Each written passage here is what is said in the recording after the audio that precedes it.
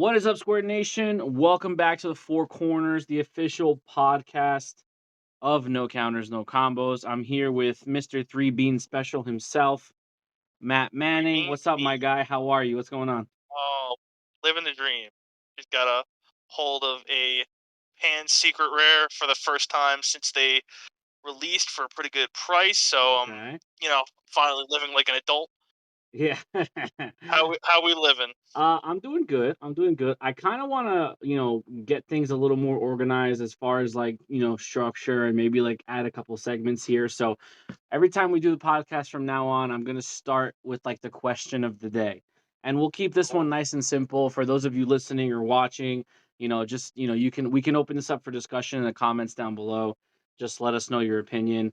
Um, so today's question of the day, or the Dragon Ball question of the day, is what is the correct number of sensu beans to play? Is it four always, or is there another number that is not four? So let us know in the comments down below what you guys think. You blue players, I'm sure you guys are probably thinking this is a sacrilegious question, but there are some people out there, Matt, who like to play three sensu beans, and I, for the Now life of listen, me, don't understand why, but it's a thing. So, I have my reasons.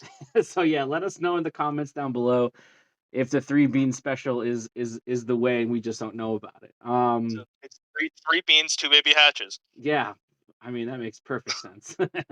So so you mentioned you got your new Panacea. Yep.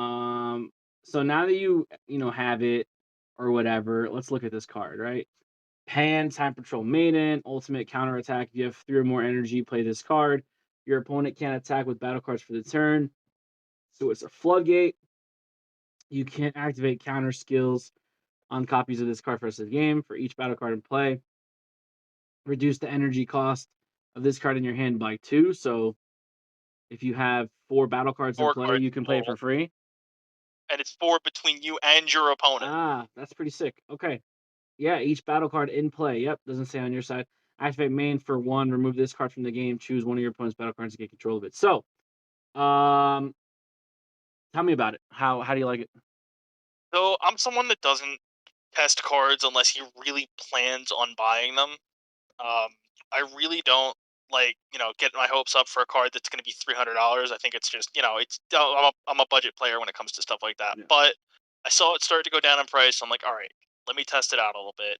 And in aggro decks, this is ridiculous. I mean, you're running a third overwhelm when it comes to in red decks, new ruler, fighting against fate, and pan. So that's 4 swings for 5 damage, or yeah, for 5 damage with no energy.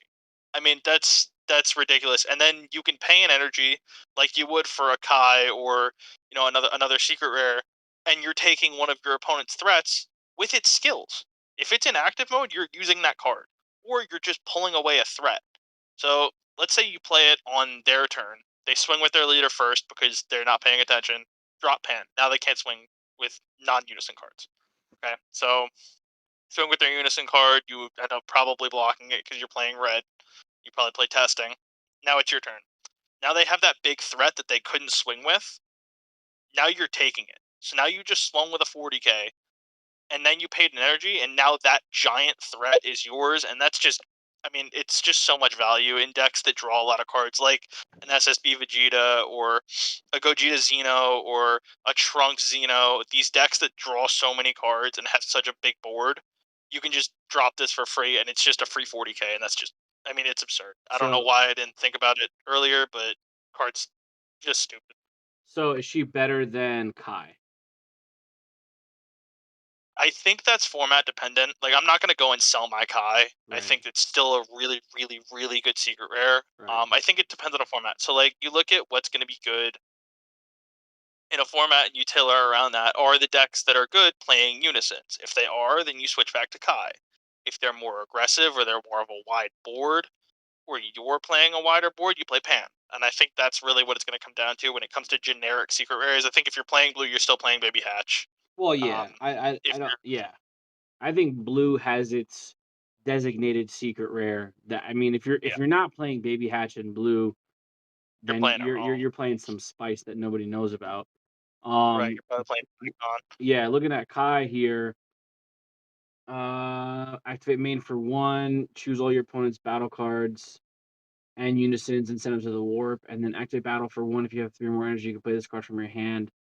If you're if you do, your opponent can attack with leader cards or unison cards. So they're both floodgates, respectively. The Uh, opposite way. yeah, opposite way. Pan technically is more energy efficient if you have board presence because she can be played for free. Right. I do like the board wipe on Kai, even though she doesn't get around barrier. Being able to get rid of like Piccolo Unison is pretty It's like huge. It's yeah, that's kind of dirty. Like huge. that Unison is It's so strong.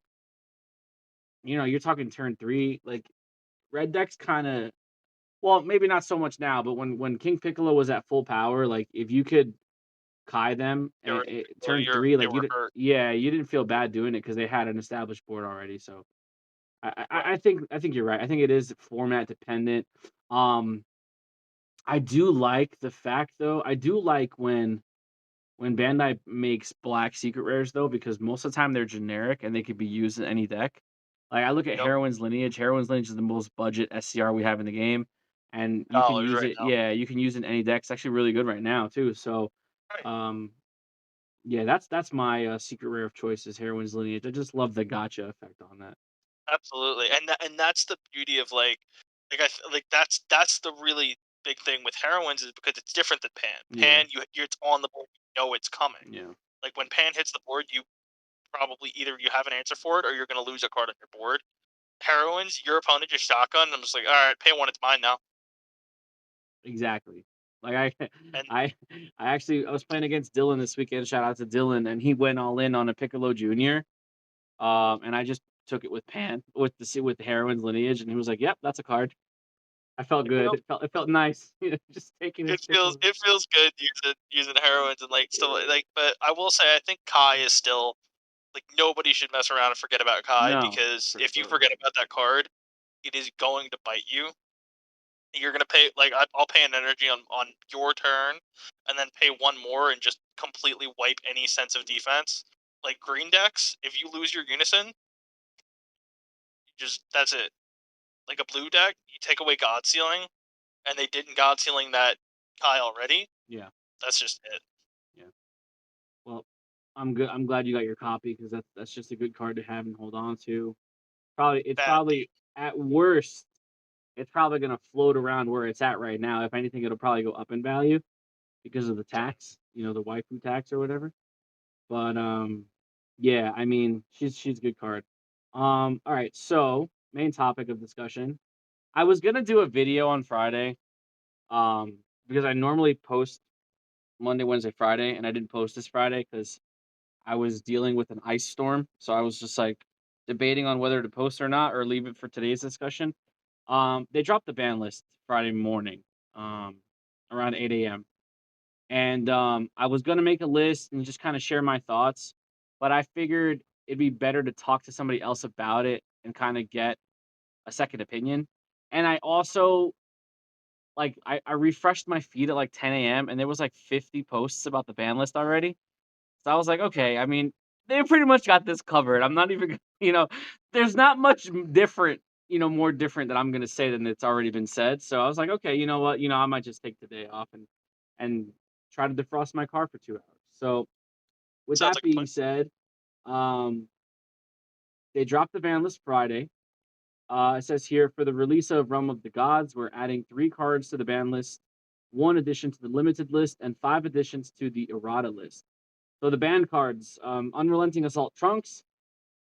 This is an old one. It's a set 3. It's a 3-drop Overwhelm Trunks. When this card is sent from the deck or battle area to the warp, you add it back to your hand, so it's free advantage. And their reasoning behind this was this card provides disproportionate advantage for leader cards that can send cards directly from deck to warp. So Gogeta Xeno. In large Yep. quantities, since this card is rarely used outside of such interactions, we decided to ban this card. Okay, I mean, I didn't I didn't really play Gogeta Xeno. You're the Gogeta Xeno expert here, so how big of a hit was this to Gogeta Xeno? It's not. It's just it's one card. in a deck that draws like 4 times a turn. I mean, truthfully, you look at what they could have. I mean, I played Gogeta Xeno personally without this card for Right, a very long time while Belmod was a thing. right. The second Belmod was gone, I just filled the slot with this, and it was nice. You know, yeah, I burst 5 cards. Let's see, I hit 2 targets, so now I'm going to draw off my fusion. And let's say I hit an unrelenting assault. Now I just drew a card, and now I'm going to swing with my leader and draw a card, and now I'm going to play a fusion and draw a card. Like this kind of, it's a card that didn't need to exist in the fashion it did, and it definitely was not meant for this. So they hit it because they realize they're gonna need to hit Gogeta Xeno again. The problem with black aggro decks, we saw it with Vegex, and we're seeing it with Gogeta Xeno right now. It's gonna get other cards hit, and it sucks because I loved Gogeta Xeno, but it is on its way out slowly and steadily. It'll be another hit in the next ban list, and another one in the next one until they hit the leader, and then another black deck will just take its place. So yeah, I totally agree with what you're saying about, they got rid of this card to, answer X, but it doesn't really fix not I don't want to say fix the problem because I don't think Gogeta Xeno is a problem, so to speak. But I understand like what you're talking about. Like there's other things that probably could have gotten addressed that didn't, Yeah, or they probably could have did things differently. I don't think I mean, this Trunks card, I don't think directly goes into the strategy. It's not a Union Fusion target. It's just a free 15K body that could just it recycle really. itself. So, I mean, I guess if you hit 4 of them off of your Warp 5 effect, you get all 4 of them to your hand, sure, but who really cares about that? It's 20K Yeah, worth of combo power, I guess. this is Bandai doing Band-Aid things. Yeah, It's word. it's something that happens every ban list, and I'm not gonna complain. It's gonna Gogeta Xeno is gonna continue to top events in a different fashion. Right now, and we'll see in the other hits, it's just more of a mid-range deck now, which is how I played it for a little while. It's still really good, and it still draws a lot of cards, and we'll get into that later. But Yeah, I think we're moving into a more mid-range format, which I'm okay with. But the problem I have here is moving into a mid-range format, they decided to ban Food Shrouded in Mystery. Now, here's the problem with Food Shrouded. I understand both sides. I understand that Fu comes in and basically wins when he comes down because it shuts everything off. The problem with banning Fu and also simultaneously moving into a mid-range format is now the games are going to go a lot longer. Like Fu in a mid-range format, he would at least cap you at like 6 or 7.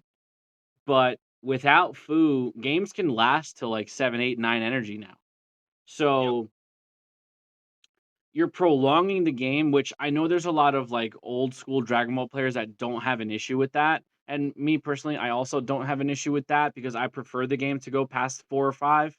I think there's a lot of good cards that are played later in the game.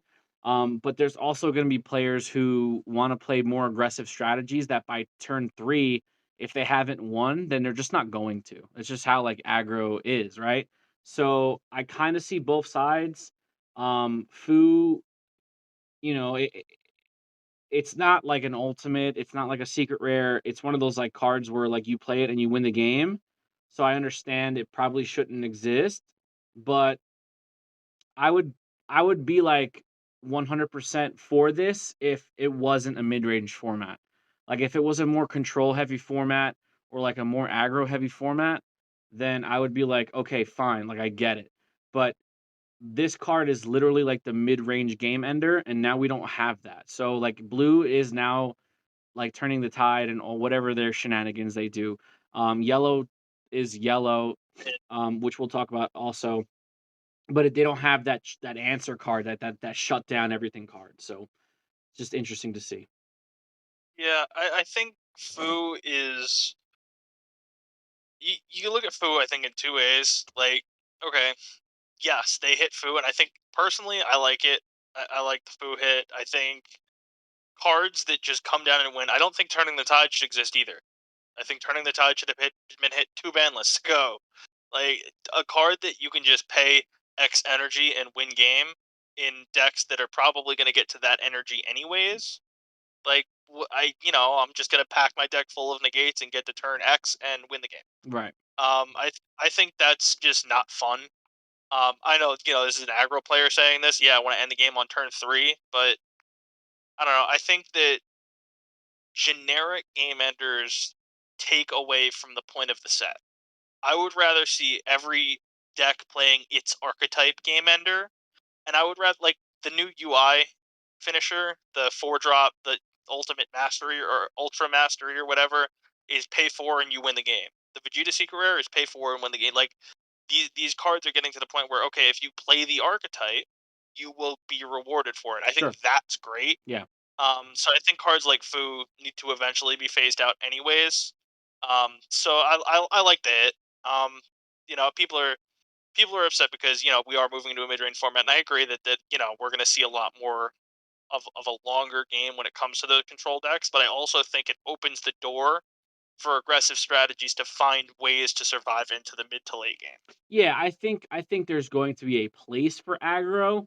I'm just not sure. Like, I'm not 100% sold on the aggro deck being Gogeta Xeno. Um, it's probably just because I haven't played against it in a while and I haven't really seen it. But I don't think that like go-to aggro deck exists right this second. But I definitely think that just naturally moving into a more mid-range format, aggro counters mid-range very well because obviously your mid-range decks are gonna need setup in the earlier turns. They're not really gonna do anything till like turn 3 at minimum. So there are some decks that could like kill you on turn 3. Like if everything goes right for them. Like I played against Hernan this weekend. Shout out to Hernan, and he's playing Majin Vegeta and he killed me like turn 3. Like there was like nothing I could do. Like I didn't draw any negates or any extra cards, which hurt. But I mean, everything went perfectly for him. And his kill turn, he could have killed me so many different ways. Like he had his leader swing. He had 6 in drop, so he could overwhelm for fighting against Fate. He had the 5-drop Gohan on board, so he could have paid 1 and sack it off for Deity's Wrath, or he could have used that energy to get his 30k Majin Vegeta double striker from bottom deck to Servant and play him. So he had like different ways of killing me. Um, he ended up going the fighting against Fate route because I just couldn't 25k swings, and he comboed up onto them. Like the first one was like 45, and then the last one he just shotgunned in and just couldn't do anything. But like those decks exist if they're built that way and in a mid-range format. Like if you don't draw your negates, it's gonna be a bad time for you. So And that's the gray area where I play, because I love decks that if you don't draw your negate, you are SOL, buddy. right, Like I love decks like that. Like if Vegeta Crew, that deck, if I hit my nut on turn 2 and you don't get to establish on 3, I'm not gonna spend any of my energy and I'm gonna swing at you a ton of times. yeah, I love that. yeah, yeah. I think, and I was actually having this conversation with Hernan. I think the way to go, in my opinion, with aggro, is you want to go you want to go wide aggro. Like you don't want to go tall aggro because you're talking like maybe like 1 or 2 swings, maybe 3 swings. But if you can go wide and you get like 4, 5, 6 swings every turn, like at some point, especially early in the game, like that's gonna be really tough for your opponent. Like your opponent essentially like my downfall, believe it or not, was he went first, so he had the extra energy on me, so he went first, charge pass, whatever. And then I went charge. I played a cantrip turn 1, but I was tapped out. So turn 2, he brought me down to 4 turn 2, and there was nothing I could do. Like I just had to either like waste cards or just take all the damage and go down to 4. And then I proceeded to die the next turn. It was insane. So like if you get to that state where you can go wide super early like that, that's a tough time for your opponent to that's a tough thing to recover from. So I'm interested to see what deck is going to be the clear cut aggro favorite. I think there's a couple of sleepers out there and there's a couple of like obvious choices, but I'm really interested to see what the player base is going to come up with. The last card they banned here was the Cell Surge Leader. I don't really think there's not really much to talk about with this guy. Like, their reasonings are pretty spot on. This card is a non-interactive leader with a long-standing presence in competitive play. In order to encourage strategies based on new card types and improve overall player enjoyment, we've decided to ban this card. So Bandai is literally telling you, this leader can win without doing anything, and we want you to play our new cards. That's basically what they're saying here. Yep. And the beauty of hand destruction, I don't have a problem with hand destruction. I think it's healthy for the game. I think it checks a lot of decks. Broly set 1 is a perfect example. Raditz is a perfect example of how hand destruction needs to be built. You need to interact with your opponent to do things. Cell did. Right. Like, and you know, and it's just as clear cut as that. Like, you know, if I can free by plussing, discard my Ribrianne, play the Ribrianne, and now I just plus cards and you lost. It's like a +5 interaction for you. Yeah, I mean, back in the day, when like Victory Strike was a thing, and you played U7 Frieza leader, that was the biggest crux with that leader, is that you could gain advantage without having to interact with your opponent. So it's passive advantage. And Dragon Ball is one of those games where, yeah, you can accrue advantage yourself, but you kind of do rely on your opponent to interact with you, because there's certain, not so much just taking damage, but there's certain things that you can plus off of just from having your opponent attack. So I totally get the reasoning behind it. Yeah. I never liked Cell Surge. I thought it was a little too good, in my opinion, because it had access to such a good color color pool, and none of those colors were like archetype specific. So it just benefited from playing good like cards. Um, but I mean, I know there's a lot of people that like that deck. They considered it like a true hand destruction deck. But like you said, I think set one Broly's in a good spot. I think Raditz is a sleeper. Like, if you really focus on the hand destruction element for that deck, I think Raditz could really sneak up on people. It just doesn't draw enough. But I guess the caveat to that is you're not drawing, but you're making your opponent lose advantage as well. So that's where you get your advantage in Raditz. The deck that needs things to go right, which is upsetting because Raditz is it's a cool idea, like using the warp, but it also auto loses to black, which sucks. Yeah. So like, it's hard to bring a deck that auto loses to a whole color Yeah. to an event. Especially such a You know, popular color. right? Like I'm gonna sit across from Trunks Xeno, Gogeta Xeno, um, Bardock, Vegex. I'm gonna sit across from any of these decks and just scoop. Yeah. So that's everything that they got banned for this list. The one card that they limited, Power Super Saiyan. This card provides the following advantages at no cost: restricting opponents' battle cards and unison based strategies, drawing cards, and allowing the player to utilize effects that require resting a card. In order to properly balance this utility for yellow decks, we've decided to limit this card to one copy per deck. That's kind of huge. Um, we played with the new ban list this weekend at locals, and I played yellow just to like experiment with it and see like where my head was at with it, with all these new, because I think yellow got the biggest hit on this list. So I played with only one Power Super Saiyan, and it was rough. Like, it was rough. Like, a card where I would normally play 3 to 4 copies of and rely on it so heavily. Like, a lot of people were comparing the limiting of Power Super Saiyan and the limiting of Bergamo. Two totally different Not things. even Two totally different things. Because Bergamo is really, like, you're really only going to resolve, like, when he was at 4, you're really only going to resolve Bergamo maybe twice. Like, nobody played 4 Bergamo even when he was at 4, right? Power Super Saiyan was played at 3 or 4 in every yellow deck because of its versatility. You have the activate battle skill on either player's turn, and you have it as a hard negate if you need to. And if you had an active yellow, it was free. It rested a card, drew you a card, so it automatically replaced itself. And like it said here, it allowed you to trigger effects of resting cards. So you trigger your Poutines, you trigger your Bergamos and stuff like that. So I played with one Power Super Saiyan this weekend, and it was rough. I didn't see it in any of my games. We played 4 rounds. I didn't see it in any of my games. Um, and it was rough because you realize like how strong the card is for that strategy and how much it's relied on. And now the fact that you don't see it at all and there's no way of like grabbing it either. Um, yeah, this was a really good hit. I know we're getting that, Goku Black Kamehameha card, which is kind of like everyone's like, oh, this is the replacement for Power Super Saiyan, but it's a lot more balanced because it actually costs something. Right. But that card's not out right now. So from now until we get it, we have this period of limbo where we have to figure out what we're gonna do to replace this card because this card is really strong. So yeah, Yeah. this one hurt. I think there are a lot of ban lists where they try to limit a specific color, a color that is doing too much of a thing.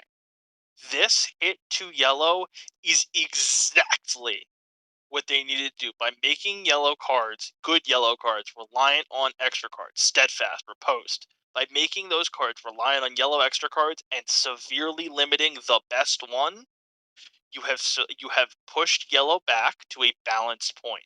Now, when we get to the next set, Zamasu throws all of that out the window. Sure.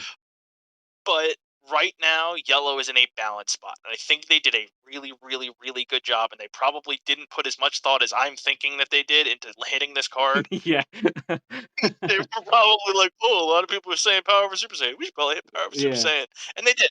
And that was a good hit. I mean, I was testing Trunks for a while, and I'm probably going to hold off on it because it being one of the possible best decks in the format next set is just not my style. I don't play the best decks in the format ever. Like, I hopped off of Gogeta Xeno when it became the best black deck. Yeah.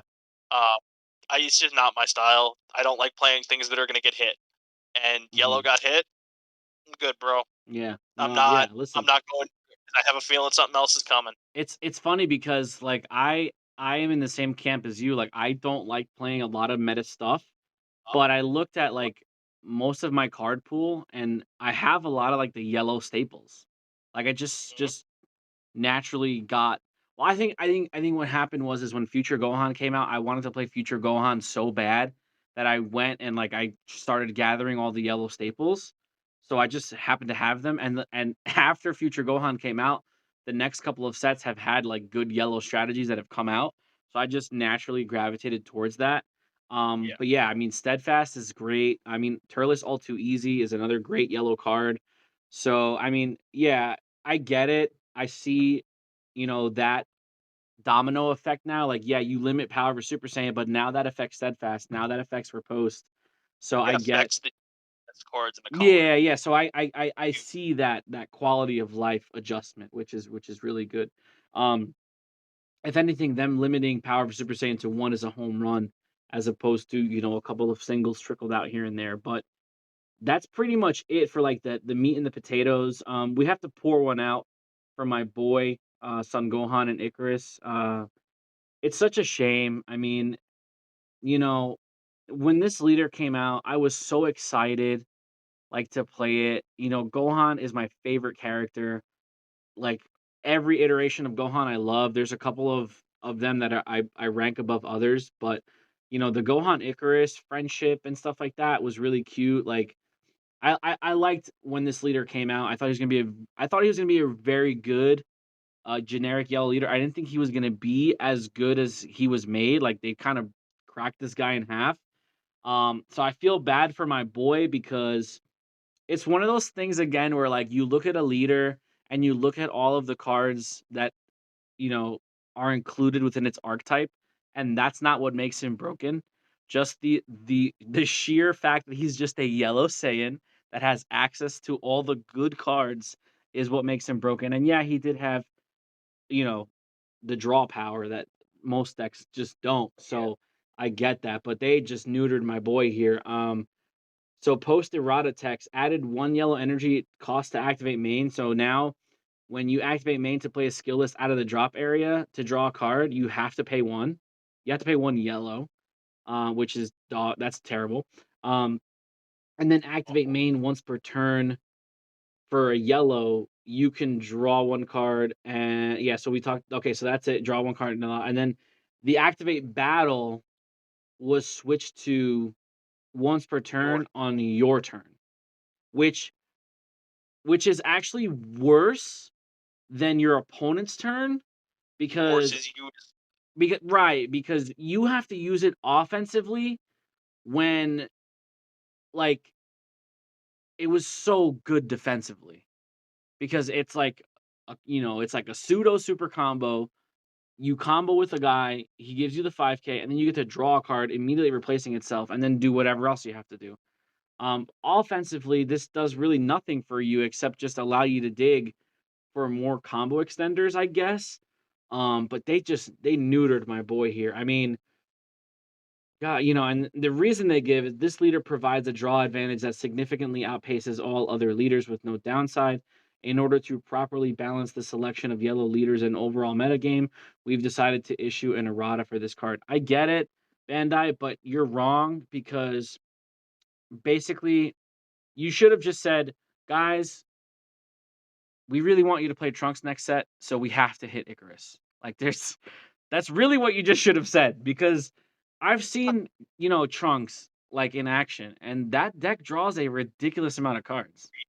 So this reasoning here is just this leader provides a draw advantage that significantly outpaces other leaders.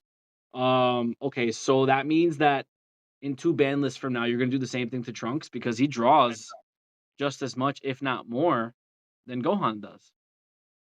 So I think what they probably should have said is this leader draws without playing an archetype. Because Trunks, in order to draw the cards, granted, the Trunks archetype is generically probably one of the best archetypes they have ever printed. Yeah, it's pretty I good. mean, you get one to draw 2 cards for either on the spot barrier removal or an on demand poutine. Yeah. What? No. But this says, okay, no more generic draw. It's too. I mean, like, I look at, like, I'm prepping. I've said it the last couple. I've been prepping for this event in Louisville. I have to either keep up with Icarus or loot to yellow. Like, when you look at when you look at it not playing a deck that is meta, you have to see, okay, can I keep up with the deck that draws the most, and can I keep up with the deck that's going to take the most cards out of my hand? So it was Cell Surge and it was Icarus. Can I keep up with Icarus? I'm probably 3 cards down on Icarus, and that's with 12 cards in hand. If I'm 3 cards down, that means he has a 15 card hand on average. That is ridiculous. Yeah.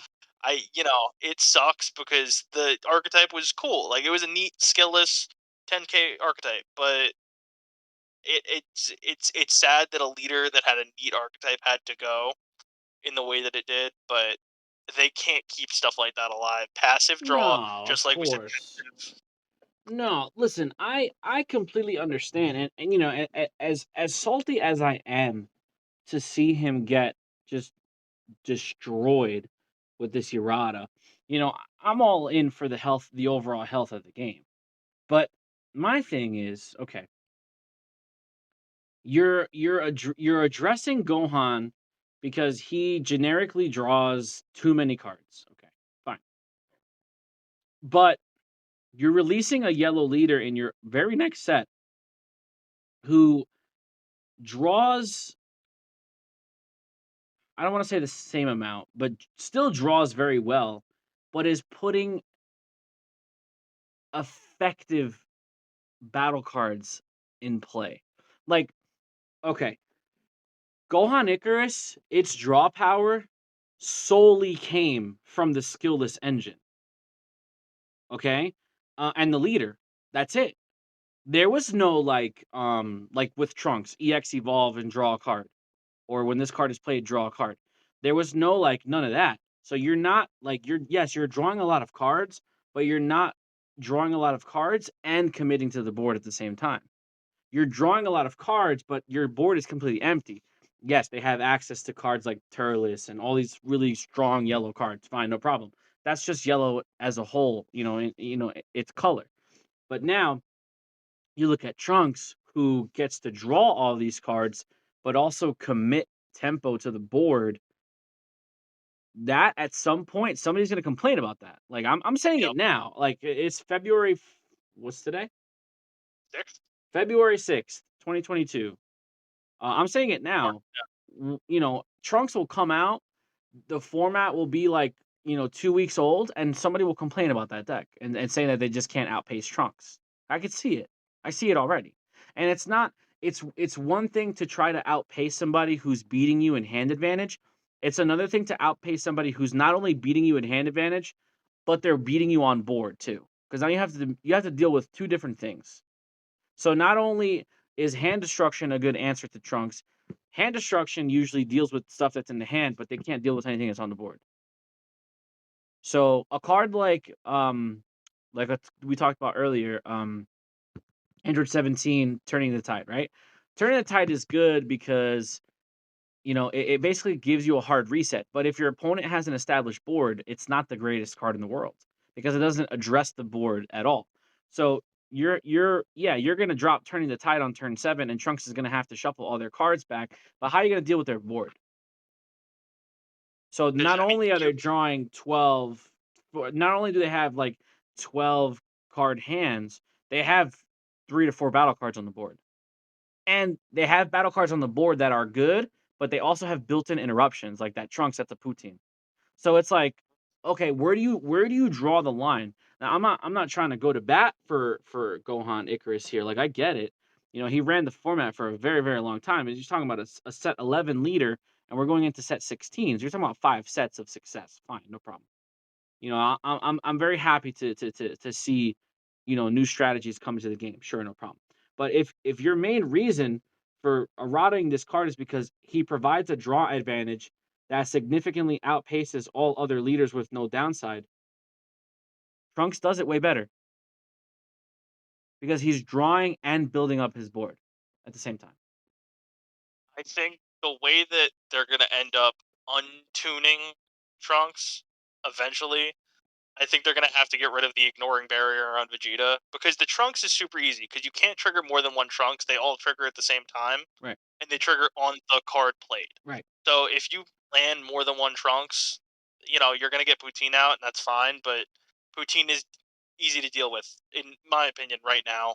She's got barrier, but there are ways in every deck that you can side in and you can deal with her. But the Trunks is not the issue. I think right now the issue is going to be the Vegeta. Granted, does the Vegeta have barrier? No, but he's at 20k. So you got to think, okay, what's a way that I can get rid of a 20k in X color? And that's going to be the way that Trunks is either dealt with or rules the format. So I think that's going to be telling, if people are going to find the way to deal with it, or if it's just going to wipe the format. Because on-demand barrier removal, we saw it with Gogeta Xeno. It's still a thing, and it is good. Yeah. I mean, we're just gonna have to wait and see. And the problem is that we're still such a ways out that we don't really have the answers to these questions yet. Um, those are pretty much the big takeaways from the ban list. They added an errata to um, True Fighting Spirit Goku, giving it unique, which that's fine. That card should have had unique from the beginning. Yep. And the other thing they did was they added the errata text to the promo Vegeta leader. From choose up to one to choose one. So now that leader is dead. Because nobody's gonna play it No one's because gonna they're play just not gonna play it. I just know it. people are not gonna play it. So they they errated a promo leader that they're giving you for pre-release before it releases, and now is completely unplayable. Awesome. They Um, just typed. That was just a typo. Like they just. There was no way. I community. I love y'all, but no, they weren't gonna let that leader draw 3 cards passively. but It just doesn't work. but here's the thing, and you're probably right. But then that falls on Bandai. They need to do a better Totally job, falls on and they Bandai. need to make sure that these things are proofread and checked before they start revealing things. Yeah, and if the person that was proofreading it is someone that also plays the game, that person was like, "I'm gonna play this deck." Yeah, so that's what I'm trying to say They're because like, because you're no, gonna get people excited. I mean, we don't have any good Vegeta leaders right now. Well, we have the one red starter leader that we got recently, thank God. But outside of him, we don't have any good Vegeta leaders in the deck in the game. You could make the argument for SS4 Vegeta, the blue coming one. back in a Um, big way. That deck is huge next format. Yeah, I agree. I think he's gonna make a nice little comeback. You don't have any outside of those two guys. You don't have any like really good Vegeta leaders, so people get excited because Vegeta is a huge fan favorite, and they get to play this type of ramp strategy that we don't really have. Um, and they just basically get free cards every turn. Like you get people excited, and then you just completely just double down on it. But whatever, it is what it is. I As will as say they say. the other hit, the two other hits to Gogeta Xeno that they made, like you mentioned, the True Fighting Spirit hit, giving that card unique, is super huge because it doesn't just hit Gogeta Xeno. It hits decks that are Black Saiyans that were going to abuse that Oh card. yeah, Xeno Trunks and decks were going to continue to abuse. Like if you land on your kill turn, I'm just gonna play all four of my. I'm gonna hold them in my hand, and then I'm going to pay 4 energy and play 4 True Fighting Spirits. They have Deflect, and they didn't have unique. And if you're gonna counter, you are gonna pitch 4 cards, yeah. and I'm gonna pass, and I'm gonna do it again next turn. Yeah. I mean That's ridiculous. that card is him and the Vegeta probably should have had. I mean, the Vegeta's not as good It's as the fine. Goku, but still, I It's think just blue hate. cards like that should have unique. But that's pretty much it for Uh, the ban list that we got here.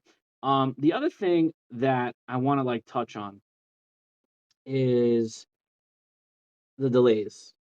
The delays for product release, it's hurting the game in an unfathomable way. And here's why. Um set Saiyan Showdown came out in January, right? so I can It check. was originally supposed to be scheduled for December, it came out in January. So we're now sitting in February. And this new set is getting pushed back until March. It was supposed to come out in February. So the problem is that when these sets are first announced, they're given a speculative date for release, right? So they say, oh, this product will be released in such and such a time, and then of course, they always have that fine print where product date releases are subject to change, blah blah blah blah blah. So the problem is that people plan like their budget around these set releases so that they can continue to support their hobby and like make sure that they're increasing their card pool. Um, and then they don't meet the set releases. So now, you know, it's just one of those things where I think Bandai needs to kind of take a step back and look at their release schedule. Okay. When this game first came out, the biggest complaint about Dragon Ball Super was that they released too much product too quickly. Every month or so, we had a release, whether it was like we didn't have a Mm, core set every okay. month, but we had a core set every other month with like supplementals sprinkled in between. Um, I never had a huge problem with that because at the time I had a sponsorship and I was able to get my product at a very reasonable price. Um, but now coming back into the game and not having access to a sponsorship, I can see where it becomes a lot more difficult for people to prioritize their finances to buy paper Dragon Ball cards, right? Cardboard. So I get it, right? Um, then we got into the whole pandemic issue where there wasn't a lot of product available and everything was scarce and people just weren't getting things on time and prices were completely marked up and the secondary market was just ruined and yada yada yada. Now we're in this very interesting period where the market has come back down to earth. Um, People are able to get product at a reasonable rate, but their main releases are so far apart and the hype is built up too early. Like we're still sitting in February, a month away from the release, and the entire set has already been revealed. Minus the God Rare, Right? but Yeah, minus the God Rare, which if anybody I, pulls, they're never gonna play it. They're just gonna put it in a sleeve and collect it, right? So I'd play. Yeah, yeah. That thing in not even a double sleeve, one sleeve, One penny sleeve. the only deck all single sleeve. Yeah. So my thing is, I think Bandai should adopt, and I think we talked about this a little bit before. They should adopt a quarterly release schedule where they every 3 months they're dropping a core set. And they could do like expansions in between, but not expansions like draft box expansions, because that's no, you're not fooling anybody. That's a set in and of itself, right? I'm talking about like the little cigarette box expansions, like the Saiyan expansion, like the boost expansion that we got.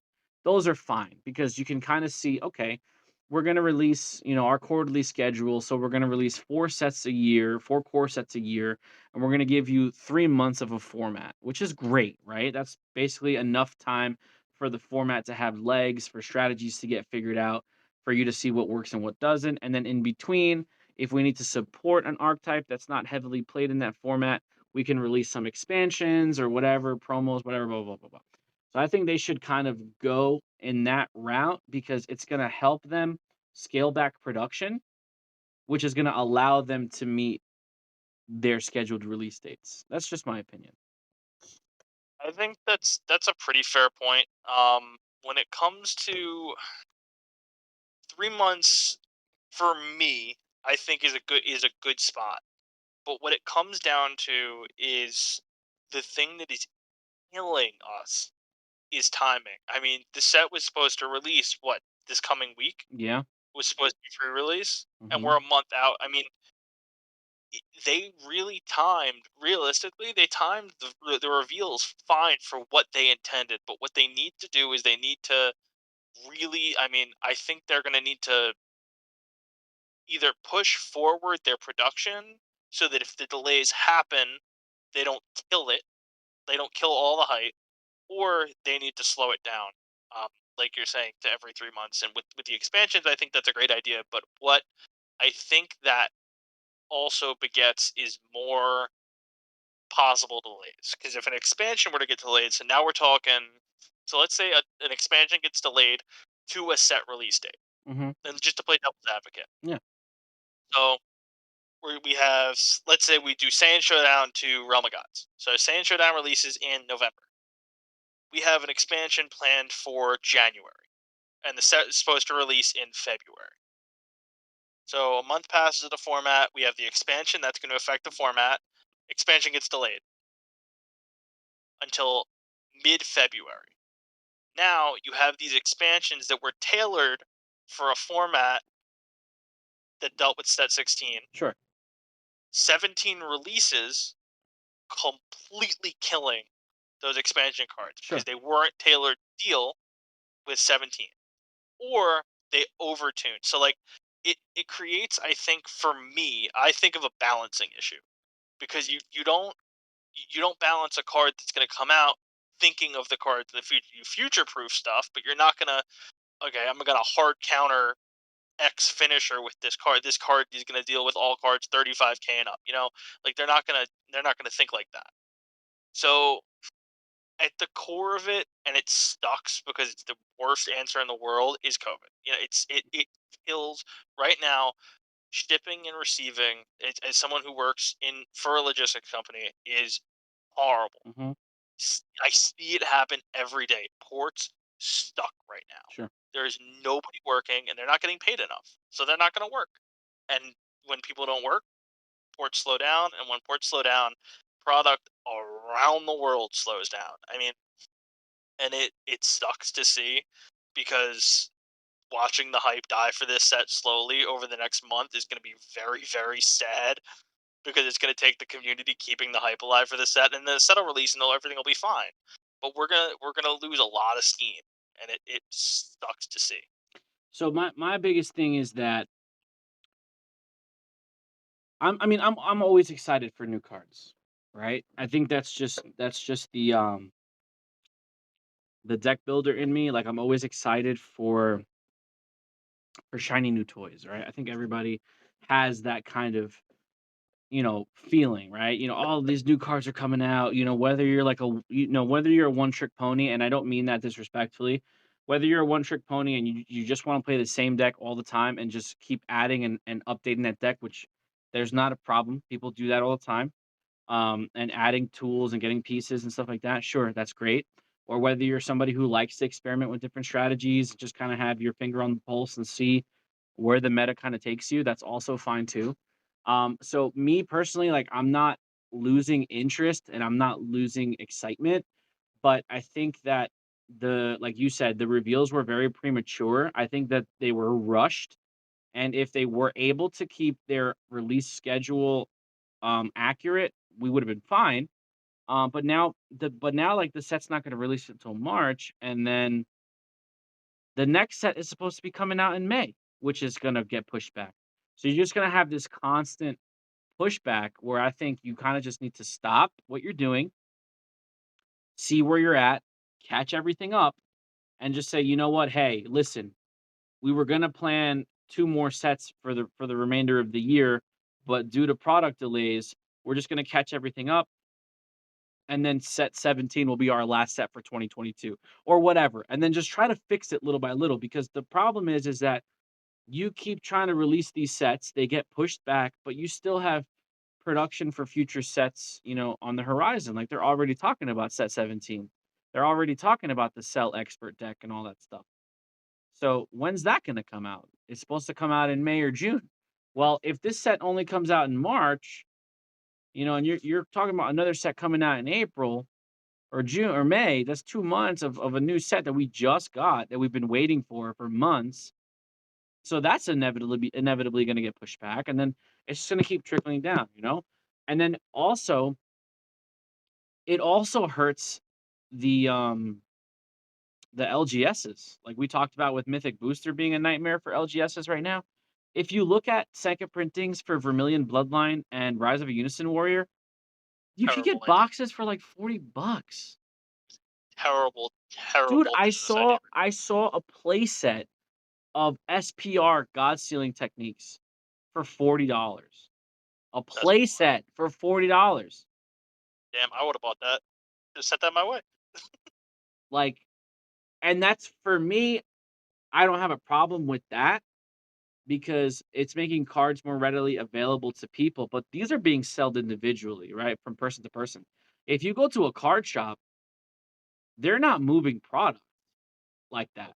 Like our local still has 2 cases of Mythic Booster just sitting there, and they're probably never gonna move those cases. They'll probably move packs little by little here and there, but sometimes you get, you know, the gauge of your community and how much product, because we do buy a lot of product at Gamer's Edge, so Dan always hooks us up and orders a product for us. But you don't wanna over order and then have like we talked about with World Martial Arts Tournament, right? You don't wanna have that huge backlog of everything because 'cause you're not gonna move it. So, I think, it's tough, man. Like, we can sit here and try to come up with solutions and try to come up with, compensation and, like, try to come up with ideas on how to make things better, but it's not really in our hands. Like, our job solely as members of this community is just to keep playing this game, creating content, supporting locals, showing up for locals, getting new players. That's really where we all have to just come together and continue to do that, and that's how the game's gonna grow. And that's really where it lies for us. I mean, and you look at, like you mentioned, like Mythic Booster and World Martial Arts, I think are two examples of overprinting and over ordering when it comes to LG, because they came at points where the hype was all the way up. The hype for World Martial Arts Tournament, I remember how absolutely insane the Gamers Edge was. Like, but that was a very different community than it is now. But it was still equally as big, and I remember being so excited. It was a self-contained set.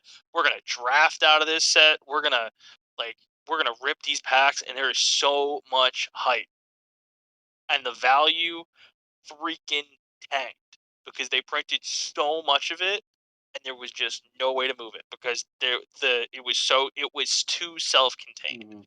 And Mythic, while amazing for budget players, Mhm. sucks for Yeah. LGSs because they printed so much of it, and they marked it. I think the thing that sucks about Mythic is they marked these boxes up to a premium Yeah. for no, No reason. and like that blows Yeah. because it comes to the point where I'm not gonna buy a sealed box of Mythic when I could buy a playset of every card for probably less than a retail price of the, like I could probably buy a playset of every single card gold stamped and spend less than what a full box would cost me. The most I would spend is probably the $60 playset of Senzu Bean. Hmm. Everything else is gonna be like dollars. Yeah. Yeah. It's super cheap. Sensibine is the only real chase card in that set right now. $50. Yeah. Yeah. I mean, it's unfortunate, but we just got to keep playing the game and keep thriving and keep trying to, show up and support our stores and try to have outreach to the community. And everybody who's watching or listening, take advantage of, the things that people put out there for you. Like, what I mean by that is, take advantage of your locals, like show up, jam a couple of games in with the guys, like you don't have to always have a tournament fire. Like, back in the day when we were first building a scene for Dragon Ball Super in northern New Jersey, it all started with like 4 to 6 people. Yep. And you just play, play, play. People come in, they get eyes on the game. They're like, "Oh, what's this?" Then they want to try it. And then, that's when 6 grows into 8, grows into 10, 12, you know, 30-man locals, which is not impossible. And then that's when you start branching out and you start looking at other areas and this, that, and the Yep. third. And but it all has to start from zero. Like you're not just gonna magically go to a shop and there's gonna be 20 people there. That does not happen. I mean, even Gamer's Edge, right? When I first went to Gamer's Edge, there was maybe 8 people, 10 people. Take you even further back than that. I remember there was a point in time when I drove. I mean, I drive an hour and 20 to go to the shop. It just happens to be the number that I've been given. I drive an hour and 20 to get to the shop here. I drove an hour and 20 from home to get to Gamer's Edge. But I would drive an hour and 20 minutes to hang out at the shop. At one point, it was just shout out to Hudson. There were 2 weeks when it was just me and Hudson. That was it. We jammed a couple of games, and I drove an hour and 20 minutes home. Yep. And I was bummed there were no people. And the next week we had 4 people. And the next week we had 5. And the next week we had 8. And the next week we had 10. And now you guys watch on stream 17, 18, 22 people sometimes at locals. That's freaking awesome. Yeah, I mean, But that's how it's we growing. had 17 Consistency people is yesterday, and it wasn't there wasn't tournament pack promos, it was store credit, but yeah, it's a new ban list. People want to try new things. So people showed up. I mean, and that's the beauty of it. that's what it comes down to, and that's what I mean by take advantage because you know what? Your local gaming store, at least in my experience, I've never gone to a local card shop that has charged me money for being there to play. So your local game shop, they're not gonna force you to pay to play there. So you have a space already dedicated for this, right? Take advantage of it. Take advantage of not just here, not just us, no counters, no combos. Take advantage of all the other discords that we have in the community that have webcams available for games. That have untapped voice channels available for games. Um, Take advantage of Untap. Even though Untap is not the best way to play, it is still a resource that you can use and it's completely free. Take advantage of the content that people put out there, the gameplay content, the deck profiles. Like take advantage of everything that people are putting out because 80% of the content that is put out for this game is completely free. Like, yes, there are some Patreon paywalls and stuff, and those guys they work hard, and they deserve it. I mean, they're putting their time and effort into it, and that's their full time gig. By all means, to each his own. I don't knock anybody for trying to capitalize on something that they're good at. I would never like worry about that, right? So try to take advantage of all these little resources that people put in place because that's how the game's going to grow. You might not be able to go one week, but your boys will be like, "Oh, hey, do you know of a place?" And, "Oh yeah, there's this place X, Y, and Z. Go check them out." That's how communities start to grow. That's how people walk through the door, and then when they start seeing people play just for fun, that's what that's that initial like fire starter. Like, "Oh, these guys are just, chilling with the boys playing cards." Like that's how it's got to start. It's got to start Well, organically, and it's got to grow that way. You yeah, know, I think a lot of the times, you know, as a competitor, or as a competitive player, and I put air quotes around that, the juice always has to be worth the squeeze. So you're not just gonna go just to play, right? Because that's sometimes not good enough. We have to get back to the point where just playing is good enough, because that's what's gonna turn people on, and that's what's gonna make them more inclined to show up for these local tournaments. yeah, and I'll give you an example. The person I'm not gonna throw a name out there because it's not my place, but the person I bought my pan from is someone who's just getting into the game. He split a box with his buddy. They pulled a pan, and that's wicked. And they bought a box. That's a great start. And they were like, "Yeah, no, me and my buddy bought two starter decks, and we're just kind of messing around." I'm like, "Listen, if you need any cards, let me know because I have a decent sized collection. But do I play green regularly? No. Do I play yellow regularly? Not anymore. Like, do I have four decks that are sitting in my thing that I can just bring to locals and let people borrow? Absolutely. And that would take our locals from 5 to 7 or from 6 to 8. That's an 8-man local. That's huge. That's a great start. And like that's how these communities grow. Like you encourage people when they ask for help, help them. Yeah. You don't have to give them decks. I'm not saying donate a whole $120 deck.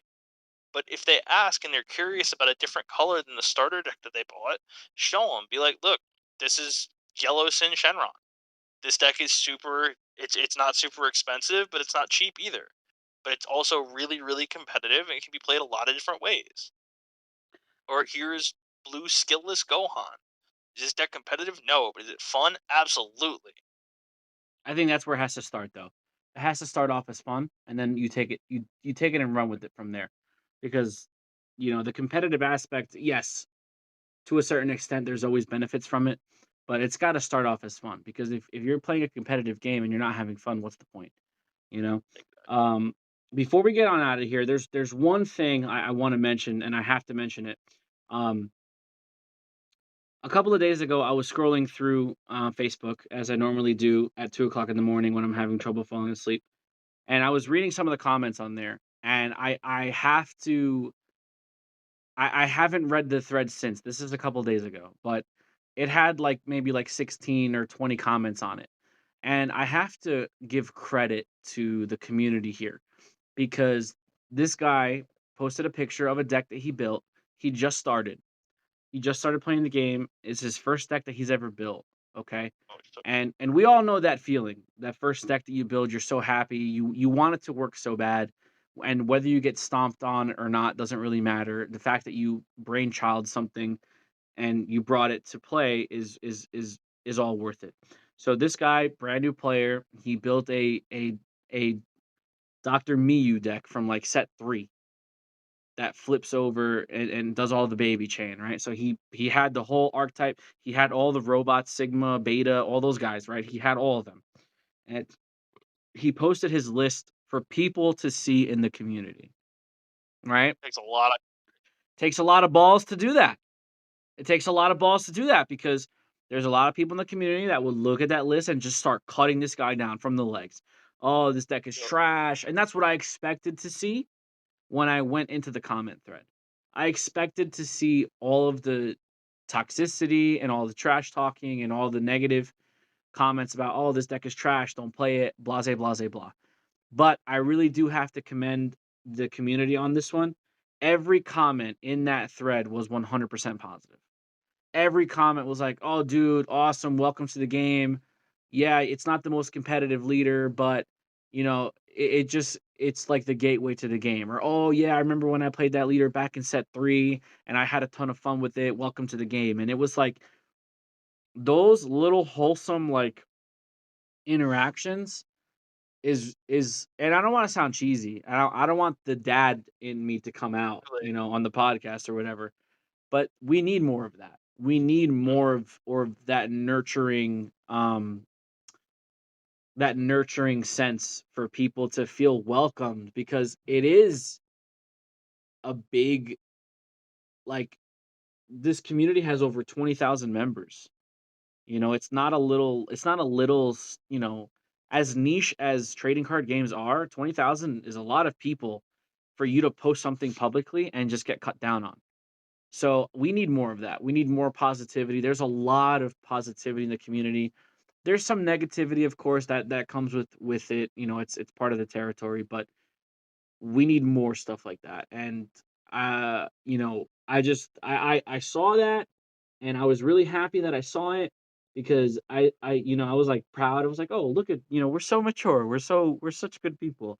And it was nice all seeing nice. it. Ooh, ooh, ooh.